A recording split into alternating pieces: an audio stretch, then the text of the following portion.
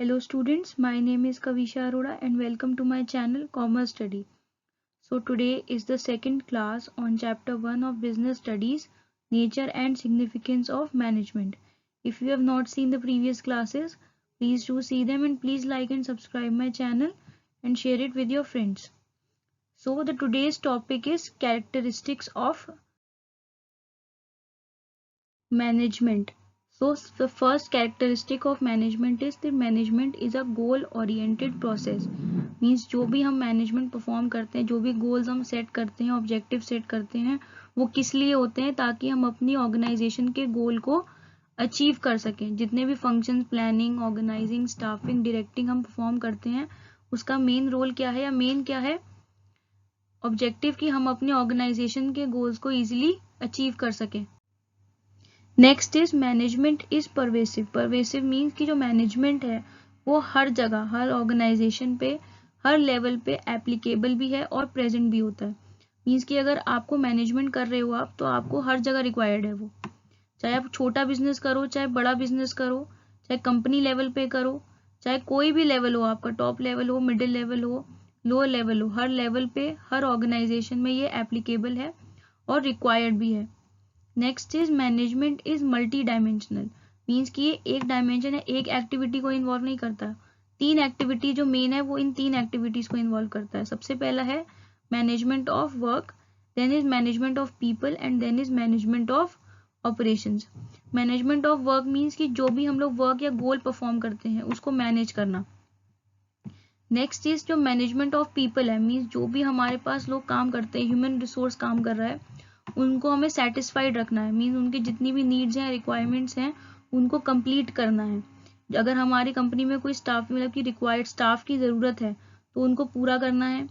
हमें अब कोशिश करनी है कि जो भी हमारे गोल्स हैं, अपने सारे स्टाफ को उस गोल की तरफ ही ओरिएंट करें.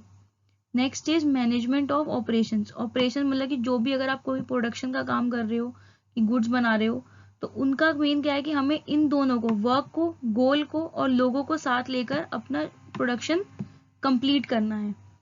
सो मैनेजमेंट ऑफ वर्क में 3 फंक्शंस परफॉर्म होते हैं: planning, organising and controlling. Means कि प्लान करना, फिर प्लान करने के बाद जो भी उसको ऑर्गेनाइज, जितने भी लोगों की रिक्वायरमेंट है, मीन जो भी हमें डिपार्टमेंट्स बनाने हैं उन सबको करना, और लास्ट में उसको कंट्रोल करना, कि जो हम लोग को चेक करना कि जो हमने प्लान किया था, जो हमारा फाइनल आउटपुट है, उसमें कितना डिफरेंस है और उसको कैसे ठीक किया जाए.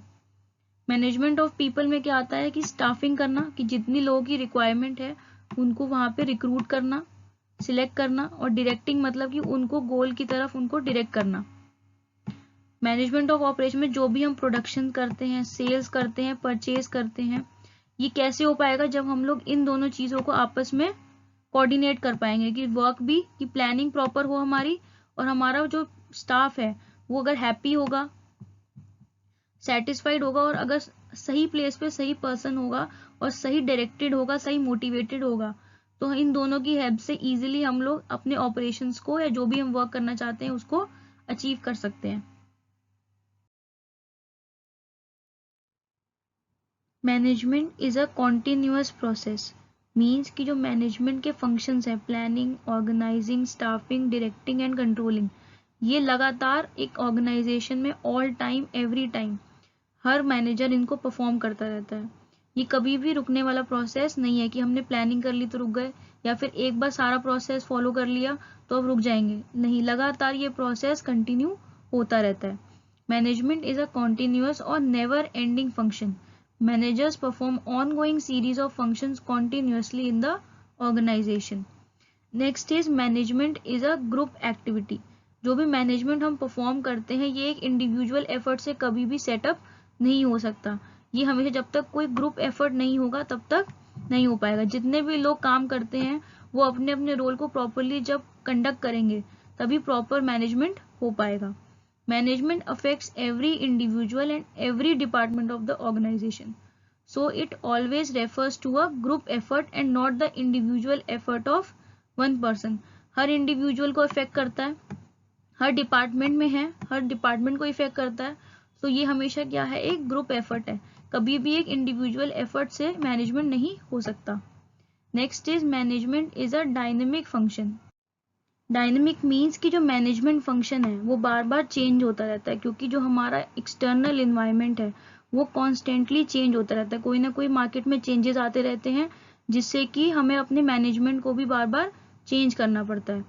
As changes take place in these environment, same are implemented in organization to survive in the competitive world, as there constantly changes in the external environment like technical, economical, social, etc. कि suppose कि अगर market में कोई भी नया fashion आएगा तो हमें अपने मैनेजमेंट के सारे गोल्स और ऑब्जेक्टिव्स को दोबारा से रिकंस्ट्रक्ट करना पड़ेगा.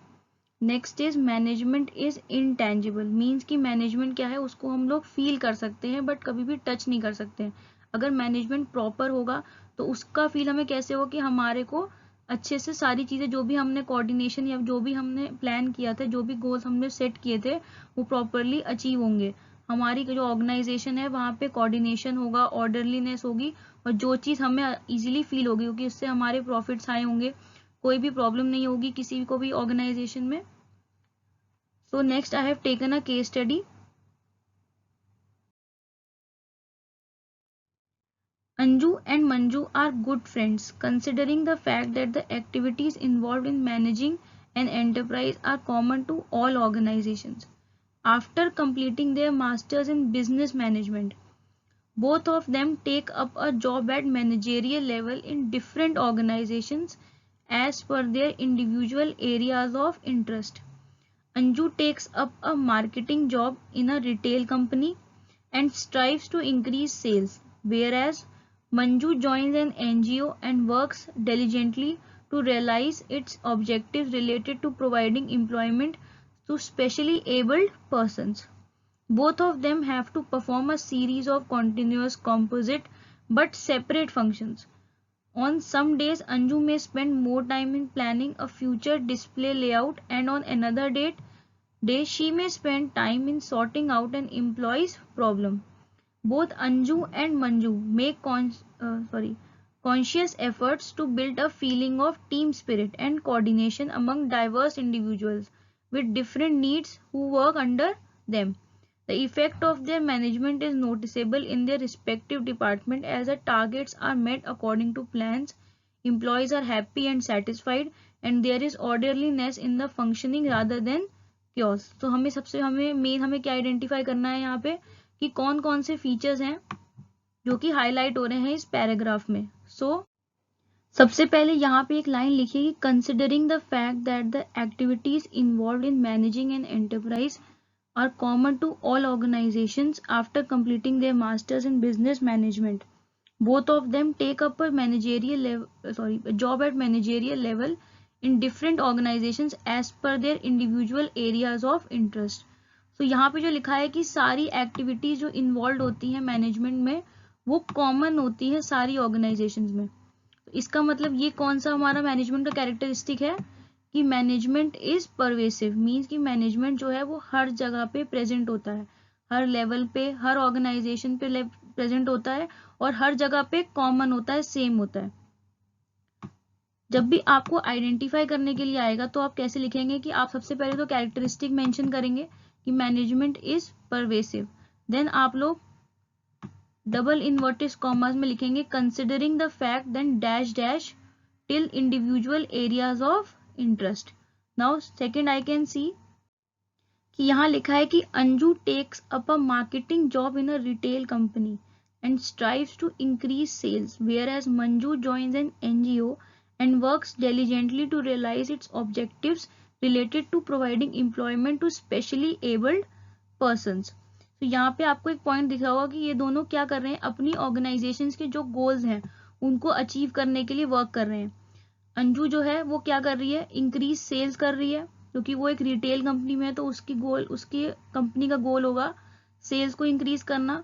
और मंजू ने एक एनजीओ को ज्वाइन किया जिसका गोल क्या है, एम्प्लॉयमेंट प्रोवाइड करना to the specially abled persons. तो यहाँ पे हमें कौन सा पॉइंट मिलता है कि Anju takes up marketing job से लेकर employment to specially abled person तक की जो हमारा मैनेजमेंट है वो क्या है, एक गोल ओरिएंटेड प्रोसेस है. नेक्स्ट यहाँ पे लिखा है कि both of them have to perform a series of continuous composite but separate functions. On some days, Anju may spend more time in planning a future display layout, and on another day, she may spend time in sorting out an employee's problem. So यहाँ पे हमें कौन सा point दिख रहा है, characteristic दिख रहा है मैनेजमेंट का, कि management is a continuous process. जो मैनेजमेंट का प्रोसेस है वो लगातार क्या होता है, एक ऑर्गेनाइजेशन में कंटिन्यू होता रहता है. Series of continuous composite but separate functions. तो आप यहाँ पे लिखेंगे both of them dash dash to the sorting out an employees problem, जो कि कैरेक्टरिस्टिक है हमारा कि मैनेजमेंट इज कॉन्टिन्यूअस. नेक्स्ट यहाँ पे लिखा है कि both Anju and Manju makes conscious efforts to build a feeling of team spirit and coordination among diverse individuals with different needs who work under them. तो यहाँ पे लिखा है कि ये क्या है, दोनों मिलके काम करते, मतलब कि दोनों का मेन एफर्ट क्या है कि उनकी जो भी ऑर्गेनाइजेशन है वहां पे टीम स्पिरिट हो और कोऑर्डिनेशन हो. ये हमें कौन सा कैरेक्टरिस्टिक बताता है कि हमारी मैनेजमेंट क्या है, ग्रुप एक्टिविटी है. जब सब लोग मिलके कोऑर्डिनेशन में टीम स्पिरिट से काम करेंगे तभी ऑर्गेनाइजेशन के गोल्स को हम इजीली अचीव कर सकते हैं. नेक्स्ट यहाँ पे लिखा है कि the effect of their management noticeable in their respective departments as the targets are met according to plans, employees are happy and satisfied, and there is orderliness in its functions rather than chaos.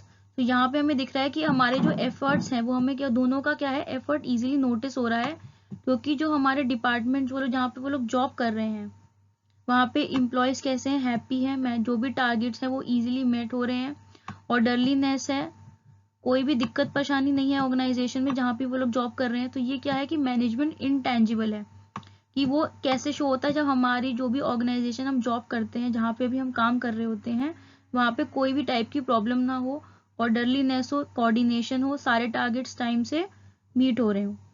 So it is all for today. In the next class, I will cover the objectives of management. Please like and subscribe my channel and share it with your friends. Thank you.